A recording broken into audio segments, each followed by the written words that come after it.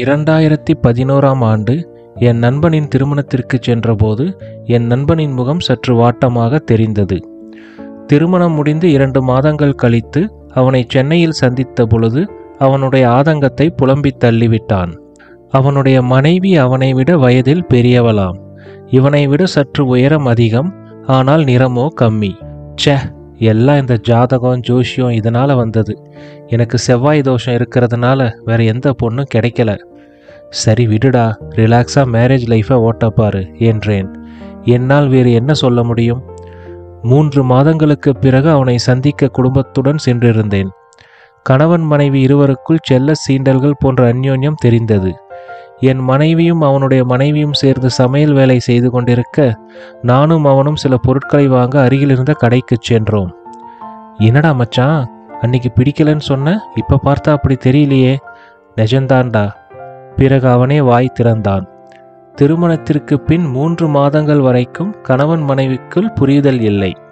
இருவருக்குள்ளும் ஆம் இல்லை என்று ஒரு வார்த்தை பதிலுடனே வாழ்க்கை சென்று கொண்டிருந்திருக்கிறது. இவர்கள் போர்ஷனுக்கு எதிர் வீட்டில் இருக்கும் ஒரு வயதான பாட்டி இதை கவனித்திருக்கிறார்.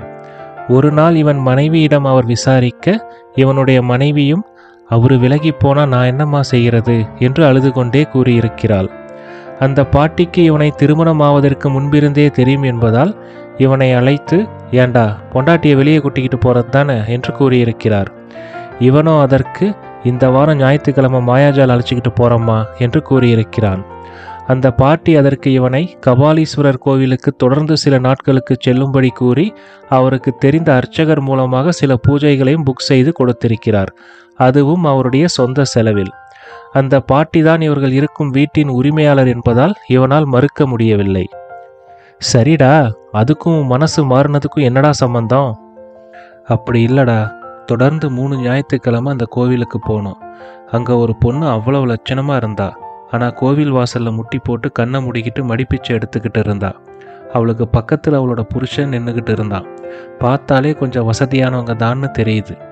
அப்போ அவங்களுக்கும் ஏதோ பிரச்சனை இருக்குன்னு தானே அர்த்தம். அங்கே நாங்கள் போகும்போதெல்லாம் நிறைய கல்யாணம் நடந்துக்கிட்டு இருக்கோம். ஒன்று மாப்பிள்ளை சுமாராக இருப்பான், பொண்ணு சூப்பராக இருக்கும். பொண்ணு சுமாராக இருந்தால் மாப்பிள்ளை நல்லா இருப்பான். அதுவும் இல்லாமல் பொண்ணுங்களை புடவையில் பார்க்கும்போது ஏதோ ஒரு நிறைவாக இருக்குடா. என் மனைவி கூட இந்த நைட்டி குர்தா எல்லாத்தையும் விட புடவையில் உறுத்தாத அளவோடு இருக்காங்க.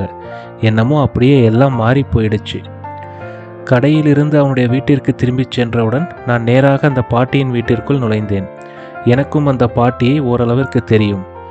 சிறிது நேர பேச்சுக்கு பின் நேரடியாக விஷயத்திற்கு வந்தேன். இப்படி பண்ணா மனசு மாறிடுவான்னு உங்களுக்கு எப்படி தெரியும் என்றேன்.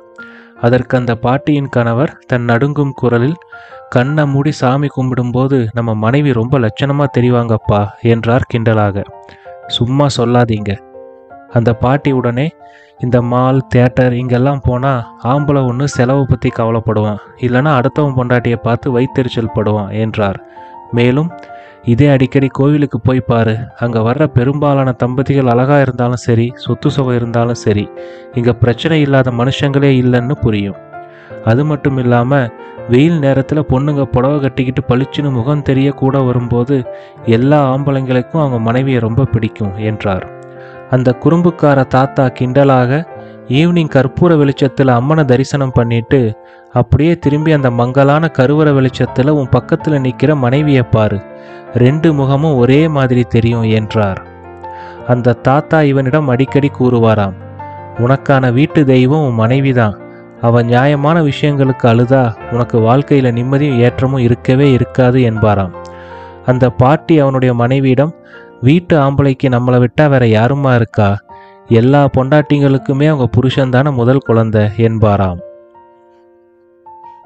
இந்த பதிவு உங்களுக்கு பிடிச்சிருந்தா லைக் பண்ணுங்க, கமெண்ட் பண்ணுங்க, உங்க ஃப்ரெண்ட்ஸுக்கு ஷேர் பண்ணுங்க, எங்க சேனலை சப்ஸ்கிரைப் பண்ணுங்க.